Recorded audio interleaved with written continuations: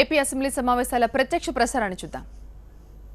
64 MOUs with potential investment of over 10,54,589 crore and likely employment potential for over 22,34,096 people.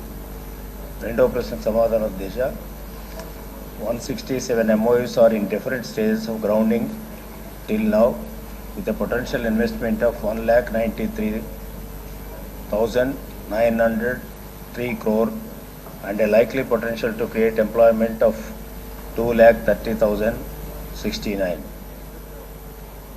161 MOUs with a potential investment of 2,76,846 crore and a likely employment potential of 6,27,805 people are in the pipeline. Mode of Prasnak Samadhanam. The details appended at Annexure 1 is on the table. Narendra Kumar.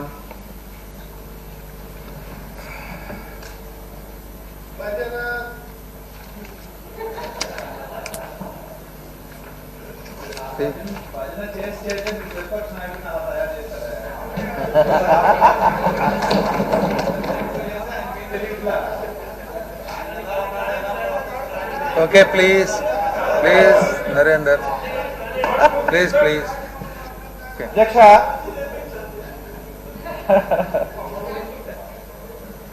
అధ్యక్ష ఈరోజు ఆంధ్రప్రదేశ్ రాష్ట్రం విడిపోయిన తర్వాత ఆంధ్రప్రదేశ్ అంటే హైదరాబాద్ కాదు, ఆంధ్రప్రదేశ్ అంటే అమరావతి అనే విధంగా ఈ ప్రభుత్వం ముఖ్యమంత్రి గారు చేస్తా ఉన్న కృషిని సభలో ఉన్న ప్రతి ఒక్కరం కూడా అభినందించాలి.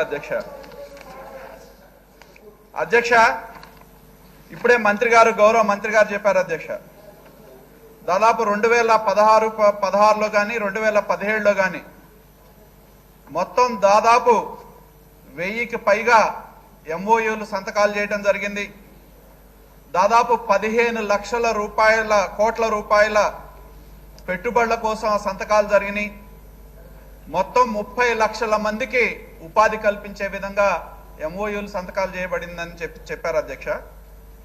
దానిలో మళ్ళీ మంత్రి గారు రెండో ప్రశ్నలో సమాధానంగా చెప్పారు, మొత్తం 328 MOUలు వివిధ స్టేజ్ల్లో ఉన్నాయని చెప్పి, అలాగే దీనిలో 4,70,000 కోట్ల రూపాయలకు సంబంధించిన పెట్టుబడులకు సంబంధించిన ఏవైతే ఈ ఇండస్ట్రీస్ కావచ్చు ఇవన్నీ కూడా వివిధ స్థాయిల్లో ఉన్నాయని చెప్పారు.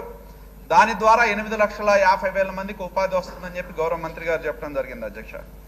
అధ్యక్ష నేను గౌరవ మంత్రి గారిని కోరుతా ఉన్నా, ఈ రెండు సదస్సుల్లో కూడా ఏ దేశాల నుండి ఎంతమంది ప్రతినిధులు పాల్గొన్నారు, ఏ దేశాల నుండి ప్రతినిధులు వచ్చారో తెలియజేయవలసిందిగా కోరుతా ఉన్నా అధ్యక్ష. అదేవిధంగా ఇవేవైతే ధన్యవాదాలు తెలియజేస్తున్నాం అధ్యక్ష. అలాగే సభ్యులందరికీ కూడా శుభాకాంక్షలు తెలియజేస్తూ ఏ ప్రశ్నకు సమాధానం అధ్యక్ష, వెనుకబడిన తరగతుల సంక్షేమ శాఖకు 2016-17లో కేటాయించిన నిధుల మొత్తం మరియు విడుదల చేసిన మొత్తం ఈ కింద విధంగా ఉంది అధ్యక్ష. బీసీ సంక్షేమ శాఖ ప్రణాళిక కింద 4,722.43 కోట్లు, విడుదల చేసింది 3,957.30 కోట్లు అధ్యక్ష.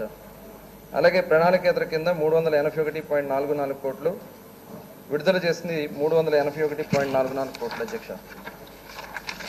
అలాగే B&C ప్రశ్నకి సమాధానం అధ్యక్ష, 2015-16 మరియు 2014-15 ఆర్థిక సంవత్సరంలో వెనుకబడిన తరగతుల సంక్షేమం కోసం కేటాయించిన నిధుల మొత్తము మరియు విడుదల చేసిన నిధుల మొత్తము మరియు అందులో నుండి ఖర్చు చేసిన మొత్తం ఈ కింద విధంగా ఉంది అధ్యక్ష. 2014-15 2,665.09 కోట్లు కేటాయించగా విడుదల చేసింది 2,578.69 కోట్ల అధ్యక్ష. ఖర్చు చేసింది 2,242.16 కోట్ల అధ్యక్ష. 2015-16 సంవత్సరానికి 3,195.02 కోట్లు, విడుదల చేసింది 3,135.01 కోట్ల అధ్యక్ష. ఖర్చు చేసింది 2,573.50 కోట్లు అధ్యక్ష. ఓకే, ముత్యాల నాయుడు గారు.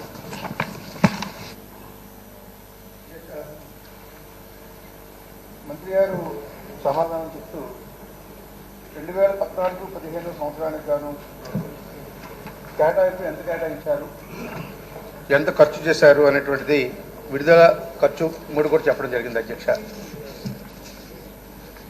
అలానే 2015-16 సంవత్సరానికి గాను కేటాయింపులు విడుదల చేసింది ఖర్చు చెప్పారు అధ్యక్ష. వీటికి ఎక్కడ కూడా 3ంటికి కూడా పొంతన కుదరట్లేదు అధ్యక్ష. ఇది స్వయంగా మంత్రి గారే ఒప్పుకున్నటువంటి మాటలు అధ్యక్ష. ఇక బీసీలకు సంబంధించి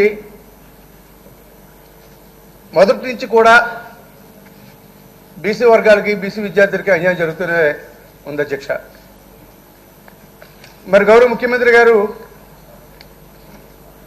ఎన్నికల ప్రచార కార్యక్రమంలో కానీ ఎన్నికల మేనిఫెస్టోలో కానీ బీసీ వర్గాల వారికి బడ్జెట్లోనే ప్రతి ఏడాది కూడా 10,000 కోట్ల రూపాయలని కేటాయింపులు చేస్తామని చెప్పి వారే స్వయంగా చెప్పారు అధ్యక్ష. అది అవునో కాదో మరి సభలోనే ఉన్నారు. మరి ఆ విధంగా ప్రతి ఏడాది కూడా బీసీ సంక్షేమం గురించి బీసీ విద్యార్థుల గురించి 10,000 రూపాయలు కేటాయిస్తానని చెప్పిన మాటలు ఉంటుండగా ఈ విధంగా కేటాయింపులు చేస్తామన్న దానికి బడ్జెట్ మరి వారు ఎన్నికల మేనిఫెస్టో చెప్పిన దానికి చాలా వ్యత్యాసం కనిపిస్తుంది అధ్యక్ష. ఇక బీసీ విద్యార్థుల తాలూకా ప్లీజ్ క్వశ్చన్ దాని మీద మాట్లాడతాను అధ్యక్ష. దానికి ముందు మాట్లాడాల్సిన అవసరం లేదు. Please put your supplement. ఇదే మాట్లాడతాను అధ్యక్ష. Answer from the minister please. అలానే మరి బీసీ విద్యార్థుల చదువుకు గాను ఓకే దివంగత నేత రాజశేఖర రెడ్డి గారు హయాంలో ప్రతి బీసీ విద్యార్థి కూడా చదువుకోవడానికి ఉన్నత విద్యను అభ్యసించడానికి ఫీజు రియంబర్స్మెంట్ ద్వారా ఫలానా సొమ్మె ఇంతే కేటాయిస్తామని చెప్పి కాకుండా వాళ్ళ చదువుకి ఎంత ఫీజు ఉంటే అంత ఫీజుని కూడా రియంబర్స్మెంట్ ద్వారా ఇచ్చేవారు అధ్యక్ష. అదే చెప్తున్నాను అధ్యక్ష. మినిస్టర్ గారు అధ్యక్ష విషయాలకు వచ్చేటప్పుడు no please put your supplementary. No మీరు cannot do speeches. Muthyala Naidu గారు ఈ put your supplementary. There is no time. బిఎస్సీలో కూడా చెప్పాం 1 hour అని. 1 hour per question hour. Please మీరు మాట్లాడండి but not no speeches. Please no speeches. Put your supplementary అడగండి. Yes 1 minute. Yes please. ప్రస్తుతం అయితే బీసీ విద్యార్థులు చదువుకోవడానికి అధ్యక్ష 30 నుంచి 35,000 స్లాబ్లా పెట్టిస్తే అంతకన్నా ఎక్కువ ఫీజు అయితే ఆ విద్యార్థుల తల్లిదండ్రులు చెల్లించాలనేటువంటి నిబంధన పెట్టింది అధ్యక్ష.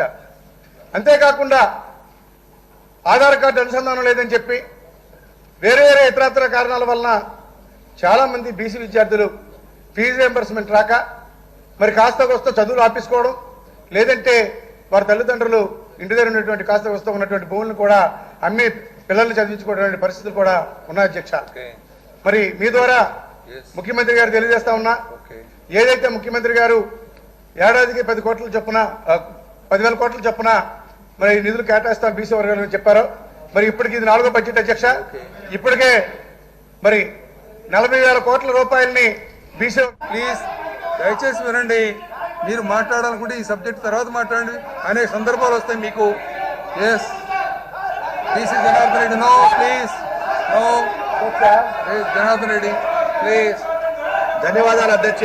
మాట్లాడండి, ఇంకోసారి మాట్లాడండి. గత సందర్భంలో మాట్లాడచ్చు. సింగిల్ సప్లిమెంటరీస్ అన్న తర్వాత నో సింగిల్ సప్లిమెంటరీస్ అని చెప్పిన తర్వాత ప్రతి క్వశ్చన్కి మీరు ఇంటర్ఫియర్ కావాలంటే ఎట్లా సాధ్యం అవుతుందండి? ప్లీజ్ దయచేసి కూర్చోండి. నో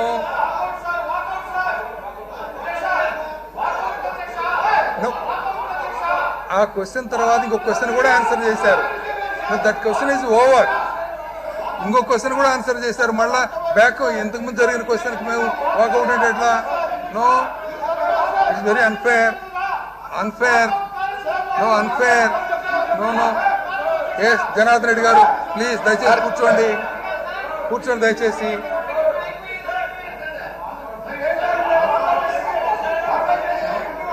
అధ్యక్ష కూర్చోండి. గత ప్రభుత్వంలో దాదాపుగా 3 సిమెంట్ ఫ్యాక్టరీలకు ఆ యొక్క ప్రభుత్వాలన్నీ కూడా ఫ్యాక్టరీలకు ప్రతి క్వశ్చన్కి ఎట్లా ఇంటర్ఫీర్ పర్మిషన్ ఇవ్వడం జరిగింది అధ్యక్ష. ప్రతి క్వశ్చన్కి ఇంటర్ఫీర్ ఎట్లా అవుతారు? ప్లీజ్ దయచేసి కూర్చోండి. నేను ముందే చెప్పాను సింగిల్ సప్లిమెంటరీస్ అని చెప్పి, మళ్ళా మీరు అయిపోయిన ప్రశ్నకి మేము మరి సమాధానం కావాలంటే ఎట్లా అండి? I told already. No, walkout is your will, walkout is your will. కానీ దాని మీద స్పీచ్ ఇవ్వాలంటే ఎట్లా సాధ్యం అవుతుంది? There is no time, there is no time. Walkout or whatever you want, it's your will. కానీ ప్రశ్న అయిపోయిన తర్వాత దాని మీద మళ్ళీ మాట్లాడతానంటే ప్రతి క్వశ్చన్కి ఇంటర్ఫీర్ కావాలంటే ఎట్లా సాధ్యం అవుతుందండి? We have no time, we have no time. Please cooperate and be seated. ఇదే మీరు ఇంకా మాట్లాడాలనుకుంటే అనేక సందర్భాలు ఉన్నాయి, మాట్లాడవచ్చు. దయచేసి కూర్చోండి ప్లీజ్, దయచేసి కూర్చోండి ప్లీజ్. క్వశ్చన్ అయిపోయి ఇంకో క్వశ్చన్కి వెళ్ళిన తర్వాత పాత ప్రశ్నకి మళ్ళీ మేము వాకౌట్ చేస్తామని చెప్పడం కరెక్ట్ కాదు. నో, కరెక్ట్ కాదండి. దయచేసి కూర్చోండి ప్లీజ్, దయచేసి కూర్చోండి. Please cooperate with us, please cooperate. Yes, గత ప్రభుత్వంలో 3 కంపెనీలకు సిమెంట్ కంపెనీలకు మైనింగ్ ఇవ్వడం జరిగింది సార్. ప్లీజ్. ఆ యొక్క కంపెనీలు వేల ఎకరాలు తీసుకుని ఓవర్. అదే విధంగా రైతుల దగ్గర కూడా 2-3 సంవత్సరాలు ఫ్యాక్టరీలు నిర్మిస్తామని చెప్పి చేయడం జరిగింది సార్. అక్కడ ఫ్యాక్టరీ నిర్మాణాలు జరగడం లేదు. కాబట్టి దయచేసి ప్రభుత్వము ఏదైనా ఒక టైం బౌండ్ పెట్టి ఆ టైం బౌండ్ మీద ఉన్నటువంటి నిర్మాణాలు చేపట్టాలి ఫ్యాక్టరీలందరూ. అదే విధంగా స్థానికులకే ఉద్యోగాలు ఇవ్వాలి. అదే విధంగా ఏదైతే రైతుల దగ్గర నుంచి తీసుకున్నటువంటి పొలాలు అక్కడ అవంతా కూడా ఫారెస్ట్ మాదిరిగా మారిపోతా ఉన్నాయి. అక్కడ పక్కన ఉన్నటువంటి పొలాలు కూడా రైతులు చాలా ఇబ్బందులు పడుతున్నారు సార్. దయచేసి ఒకవేళ ఫ్యాక్టరీ నిర్మాణం చేయకపోతే అక్కడ స్థానికంగా ఉన్నటువంటి రైతులకు తిరిగి పొలాలు ఇవ్వాలని చెప్పి కూడా ఆదేశాలు ఇవ్వాలి సార్. అక్కడ కొన్ని కంపెనీలు మాత్రమే ఇస్తా ఉన్నాయి, కొన్ని కంపెనీలు ఇవ్వడం లేదు సార్. దయచేసి ప్రభుత్వాన్ని ఒకటే కోరుతా ఉన్నాం సార్. వేల ఎకరాలు రైతుల దగ్గర నుంచి తీసుకున్న తర్వాత మైనింగ్ లీజులు తీసుకొని మైనింగ్ లీజుల ద్వారా మళ్ళీ ఫ్యాక్టరీలు వేరే వారికి అమ్మడానికి ప్రయత్నం చేస్తున్నారు తప్ప ఆ తీసుకున్న కంపెనీలు కూడా ఎక్కడ కూడా ఫ్యాక్టరీ నిర్మాణం చేపట్టడం లేదు సార్. కాబట్టి దయచేసి అదే విధంగా ఏవైతే ఇక్కడ రన్నింగ్ లో ఉన్నటువంటి సోషల్ రెస్పాన్సిబిలిటీ కింద ఉండేటువంటి వాళ్ళు కూడా సిమెంట్ ఫ్యాక్టరీలు ఆ గ్రామాలు దత్తత తీసుకుంటున్నాయి, కానీ ఆ గ్రామాల దత్తత తీసుకునే గ్రామాలకు ఎక్కడ కూడా సౌకర్యాలు కల్పించడం లేదు సార్. వాటి మీద చర్యలు తీసుకోవాలని మీ ద్వారా కోరుతా ఉన్నాను సార్. మినిస్టర్ గారు, గౌరవ సభ్యులు చెప్పినట్టుగానే ఫ్యాక్టరీ అలాట్మెంట్, ల్యాండ్ అలాట్మెంట్ అయ్యి 2010-2011లో అలాట్మెంట్ అయింది అధ్యక్ష. అప్పటి నుంచి కూడా డిలే జరిగినటువంటి వాస్తవం. అయితే ఈ ప్రభుత్వం వచ్చిన తర్వాత దీన్ని ఎక్స్ప్లెయిన్ చేయాలి, వీలైనంత వరకు కూడా సిమెంట్ చేసి పెట్టుకోవడానికి ప్రయత్నాలు చేస్తున్నాం. రియల్గా ప్రాబ్లం ఉంది, ఇంచేత డిలే అయింది. గౌరవ సభ్యులు మనం చేస్తాం. ఇది పర్సనల్గా ప్రభుత్వం ఎగ్జామిన్ చేసి వీలైనంత వరకు కూడా స్టార్ట్ చేసే విధంగా చూస్తాం అధ్యక్ష. Question number 3046, minister for backward welfare. Please, minister for backward welfare. అధ్యక్ష, ఏ ప్రశ్న? అవునండి, దీర్ఘకాల వర్షాభావ పరిస్థితుల వల్ల పెన్నా నదీ తలంపై 56 ఫిల్టర్లకు గాను 31 ఫిల్టర్ పాయింట్లు ఎండిపోయాయి. మిగిలిన వాటిలో కూడా నీరు తగ్గిపోయి నీటి సరఫరాలో కొరతకు దారితీసింది. నదీ తలాన్ని రీఛార్జ్ చేయడానికి రామేశ్వరం హెడ్ వాటర్ వర్క్స్ వద్ద పెన్నా నదీ తలానికి మేలవరం రిజర్వాయర్ నుండి 0.20 టీఎంసీ నీటిని జిల్లా యంత్రాంగం విడుదల చేసింది. అంతేకాకుండా ట్యాంకర్ల ద్వారా కూడా రోజుకి 144 ట్రిప్పులు నీటి సరఫరా చేయడానికి ప్రారంభించింది. అందువల్ల 16/2/2017 నుండి నీటి సరఫరాను మెరుగుపరచడమైంది అధ్యక్ష. అంతేకాక అదనంగా 9 ఫిల్టర్ పాయింట్లను తవ్వడమైంది. మరికొన్ని ఫిల్టర్ పాయింట్లను గుర్తించే ప్రక్రియ కూడా జరుగుతుంది అధ్యక్ష. పైన పొందుపరిచిన చర్యలకు అదనంగా రామేశ్వరం హెడ్ వాటర్ వర్క్స్ తో పాటు పెన్నా నగర్, నంగనూరుపల్లి వద్ద 0.40 టీఎంసీ నీటిని విడుదల చేయవలసిందిగా జనవరుల శాఖను కోరడమైంది అధ్యక్ష. అమృత్ కింద 115.46 కోట్ల మొత్తంతో నీటి సరఫరా అభివృద్ధి పథకాన్ని మంజూరు చేయడమైంది అధ్యక్ష. బి ప్రశ్న లేదండి. టెండర్ నోటీస్ నెంబర్ 12 SE 2016-17 ద్వారా రూపాయలు 112.64 కోట్ల అంచనా వేసిన కాంట్రాక్ట్ విలువతో పెన్నా కుందు వరద కాలువ పనుల కోసం జనవరిలో శాఖ టెండర్ను ఆహ్వానించింది. అంతేకాక టెండర్లను ఓపెన్ చేసి ఖరారు చేయడమైంది. ఒప్పందం కుదుర్చుకోవడానికి అతి తక్కువ టెండర్దారుని ఆహ్వానించడమైంది. ఒప్పందాన్ని కుదుర్చుకున్న తర్వాత సత్వరమే పనిని ప్రారంభించి షెడ్యూల్ ప్రకారం పూర్తి చేయడం అవుతుంది అధ్యక్ష. ఈ ప్రశ్న ఉత్పన్నం కాదు అధ్యక్ష. శివప్రసాద్ రెడ్డి గారు మీరే అడుగుతారా ఏమైనా సప్లిమెంటరీ? మీదే సప్లిమెంటరీ క్వశ్చన్, మీదే. This question is yours. మీదే సప్లిమెంటరీ. మీరు కొత్త సాంప్రదాయాలు మీరు పెడుతున్నారు. అయిపోయిన ప్రశ్నకు ఎట్లా చెప్తారండి ఎవరైనా? ప్లీజ్ దయచేసి కూర్చోండి. ప్లీజ్ దయచేసి కూర్చోండి. ప్లీజ్ ప్లీజ్ దయచేసి కూర్చోండి.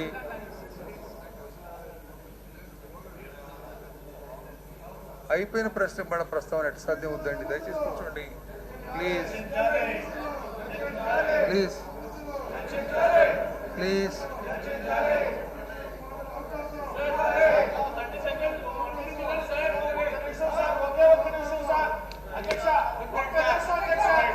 Okay. The house is adjourned for 10 minutes.